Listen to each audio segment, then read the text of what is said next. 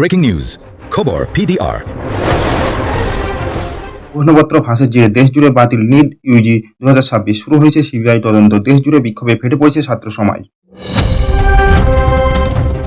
আসামে নতুন সরকার, টানা দ্বিতীয়বারের জন্য আসামের মুখ্যমন্ত্রী হিসেবে শপথ গ্রহণ করলেন হেমন্ত বিশ্ব শর্মা।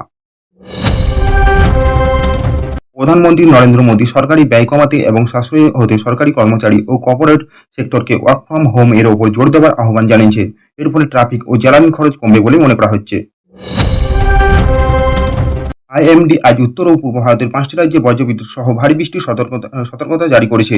অন্যদিকে রাজস্থান ও গুজরাটের তাপমাত্রা 45 ডিগ্রি সেলসিয়াস ছাড়িয়ে যাওয়ার সম্ভাবনা রয়েছে। শিক্ষক নিয়োগ দুর্নীতি মামলায় রাজ্যের মন্ত্রী সুজিত বসুকে 10 দিনের ইডি হেফাজতের নির্দেশ দিল আদালত। কেরালার রাজ্য রাজনীতিতে আজ বড় মোড় আসতে পারে। আজই মুখ্যমন্ত্রী নির্বাচন নিয়ে চূড়ান্ত ঘোষণা হতে পারে বলে জানা গিয়েছে। আজকের আইপিএল ম্যাচে মুখোমুখি হচ্ছে দুই হেভিওয়েট দল, রয়্যাল চ্যালেঞ্জার্স বেঙ্গালুরু এবং কলকাতা নাইট রাইডার্স। গত ম্যাচে বেঙ্গালুরু দুর্দান্ত জয় পাওয়ার পর আজকের ম্যাচ নিয়ে দর্শকদের উত্তেজনা তুঙ্গে। পশ্চিমবঙ্গের ক্ষুদ্র ও মাঝারি ব্যবসায়ীদের সুবিধার জন্য বিশ্বকর্মা যোজনা নিয়ে রাজ্য সরকারের নতুন উদ্যোগ শুরু হয়েছে।